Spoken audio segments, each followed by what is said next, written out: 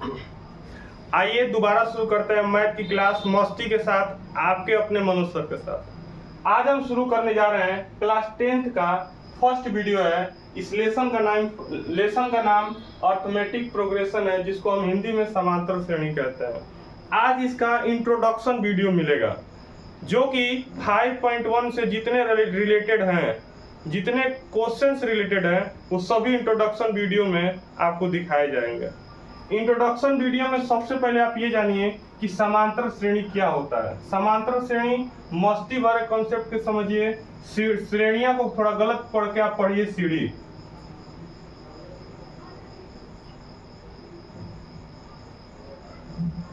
और इसको गलत हमने सीढ़ी जो पढ़ा बताइए, इसमें अगर मैं काउंट करूं तो कितने एक हैं, इसमें कितने दो हैं, इसमें कितने तीन है, इसमें कितने हैं चार है। यानी कि 1 2 3 4 एक सीढ़ी बनी, उसी को कहते हैं समांतर श्रेणी। और इसमें सबसे ज्यादा जरूरी चीज जो जानना है, जिसको हम कहेंगे ए, और दूसरा टॉपिक को कहेंगे डी, और तीसरा हमारा जो है वो एन है, और चौथा जो है हमारा टी एन है। इतना अगर चीजें आपको पता है तो 5.1 और 5.2 में आपको किसी प्रकार की कोई दिक्कत होने वाली नहीं है। इसको कहेंगे प्रथम, मतलब आप बोलिए फर्स्ट। फर्स्ट में क्या होता है, जो पहला दिख जाए उसी को हम कहेंगे प्रथम, यानी ए कह देंगे उसको। डी का मतलब क्या है? डी का मतलब होता है सार्वंतर, इसको कहते हैं सार्वंतर हिंदी में, और इंग्लिश में कहते हैं इसको कॉमन डिफरेंस। इसको एक एग्जांपल के साथ समझेंगे, जैसे 2 4 6 8 10। अगर मैं बताऊं कि इसमें ए की वैल्यू बताइए, तो ए की वैल्यू आप बोलेंगे कि 2 है, और डी की वैल्यू बोल रहा हूं तो डी की वैल्यू को समझिए। आप किसी भी नंबर को पकड़िए, अगर आप 8 पकड़ते हैं तो 8 में से आप आगे वाले को घटा दीजिए।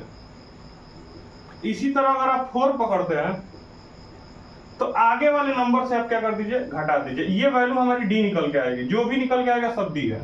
अगर मैं ये कहूं कि 10 पकड़ा हमने, तो 10 में से अगर 8 को सब्ट्रैक्ट किया जाए तो वैल्यू हमारी डी होगी। और एक और चीज, डी की वैल्यू चेंज नहीं होती है पूरे एपी में, इसी को एपी कहते हैं समांतर श्रेणी। और ये डी की वैल्यू जो 2 है, ये भी 2 आएगा, और ये भी कितना आएगा 2। डी की वैल्यू के बाद हम समझेंगे एन। एन मीन्स होता है काउंट करना। काउंट मीन्स क्या होता है, जैसे एन इक्वल ये 1 2 3 4 5 काउंट किए हैं सिर्फ हमने। और टीएन का मतलब क्या होता है? टीएन का मतलब ये होता है काउंट के बाद क्या मिलेगा, काउंट के बाद क्या मिलेगा। ठीक है, अगर मैं इसी चीज को थोड़ा समझाऊं, मैं कह रहा हूं T4 यानी 4 तक गिनने के बाद क्या मिलेगा। तो देखिए 1 2 3 4 तक गिनने के बाद हमको 8 मिला। इसी तरह अगर मैं ये कहूं T3 यानी 3 तक काउंट करने के बाद क्या मिलेगा, 1 2 3। इसी तरह अगर मैं ये कहूं T5 5 तक गिनने पर क्या मिलेगा, 1 2 3 4 5।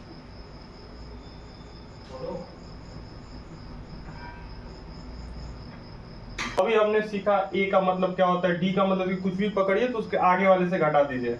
एन का मतलब क्या होता है, सिर्फ काउंट करते हैं। एन या टीएन दोनों एक ही भाषा है, लिखने का तरीका अलग अलग है। काउंट करने के बाद क्या मिलेगा, जैसे एक क्वेश्चन लेते हैं हम, 4 8 12 ये रहा। अगर मैं इसमें ये पूछूं आपसे कि बताइए A1 यानी कि पहला क्या मिल रहा है आपको, A1 का मतलब वही T1 आप n की जगह 1 रख सकते हैं, 2 रख सकते हैं, 3 रख, उसी तरह n की जगह यहाँ n के, तो A1 मिल रहा हमें 4। इसी तरह अगर मैं लिखूं कि T2 बताइए या तो फिर A2 बताइए, वो कितना है, तो आप कहेंगे मतलब ये कि 1 तक गिनने के बाद क्या मिला, 2 तक गिनने के बाद क्या मिला, 3 तक गिनने के बाद क्या मिल रहा है बताइए, 3 तक गिनने के बाद। इसी तरह अगर 4 तक गिनने के बाद क्या मिलेगा, 5 तक गिनने के बाद क्या मिलेगा, ये रही ये वाली। इसको आप काउंट करने के बाद क्या मिलेगा, 3 तक गिने क्या मिला, 1 2 3 क्या मिला, 4 तक गिने 1 2 3 4 क्या मिला। अब हम समझेंगे डी। डी का मतलब क्या होता है कि आप किसी भी टर्म को पकड़िए और उसके आगे वाले को घटा दीजिए आप। किसी भी टर्म को पकड़िए और उसके आगे वाले नंबर से आप उसको घटा दीजिए। किसी भी टर्म को पकड़िए और आगे वाले नंबर से घटा दीजिए। किसी भी नंबर से पकड़िए और आगे वाले नंबर से घटा दीजिए। अगर ये इक्वल है, डी की वैल्यू सभी टर्म में अगर इक्वल है तो ही हम इसको कहेंगे समांतर श्रेणी, अन्यथा समांतर श्रेणी नहीं कहेंगे। इस पर एक और क्वेश्चन समझते हैं। जैसे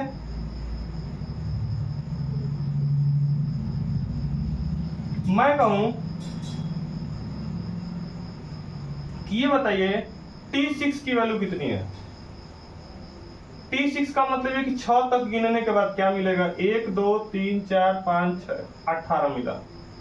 इसी तरह T5 क्या मिलेगा, तो T5 यानी 5 तक गिनने के बाद क्या मिलेगा, तो 1 2 3 4 5, ये मिला हमको 15। अब हम बात करेंगे फॉर्मूले की।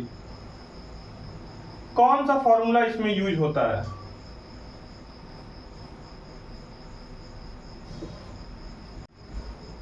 अब हम समझेंगे कि एपी में हमारे 5.1 एक्सरसाइज या फिर 5.2 या 5.3 में कौन से फॉर्मूले लगेंगे। इसमें लगेंगे 5.1 की जो फॉर्मूले है उसको हम समझेंगे। ये फॉर्मूला बनता है हमारा Tn equal to a plus n minus 1d, और हमने इसमें सब समझा दिया है कि Tn का मतलब होता है गिनने के बाद क्या मिलेगा, इसको पहला वाला कहता है। n की वैल्यू सिर्फ गिनना होता है। d का मैंने समझाया किसी टर्म को पकड़ के आगे वाले से घटा दीजिए। अगर मैं इसमें अगर n की जगह मैं 2 रखूं तो चेक करते हैं क्या मिलता है हमको। n की जगह 2 रखना पड़ेगा। 2 में से 1 जाएगा तो 1 होगा, 1 से d में मल्टीप्लाई करेंगे तो वही T2 इक्वल टू ये आया। इसी तरह अगर हम T3 की बात करें तो a प्लस n की वैल्यू क्या होगी 3 माइनस 1d, यानी इसको सॉल्व करें तो a प्लस 2d, ये T3 की वैल्यू है। इसी तरह T4 इक्वल टू बनेगा हमारा a plus 4 minus 1d, a plus n की वैल्यू 4 है तो 4 माइनस 1d, इसको अगर सॉल्व करूं मैं तो a प्लस 4 में से बन जाएगा 3d। इसमें हमको क्या समझना है कि जो फॉर्मूले जो बनते हैं हमारे, जैसे अगर इस फॉर्मूले की बात करूं मैं, t की वैल्यू 2 है तो d की वैल्यू 1 है, t की वैल्यू 3 है तो d की वैल्यू 2 है, t की वैल्यू 4 है तो t की वैल्यू 4 है तो d की वैल्यू 3 है। इस तरह अगर मैं ये लिखना चाहूं कि बताइए T10 की वैल्यू क्या होगी, तो कुछ नहीं, a प्लस a तो सब में है, 4 था तो 3 ले रहे हैं, 3 है तो 2 ले रहे हैं, 2 है तो 1 ले रहे हैं, तो 10 है तो लेंगे 9d। इसी तरह अगर T8 लिखना हमको तो कुछ नहीं, a प्लस 7d।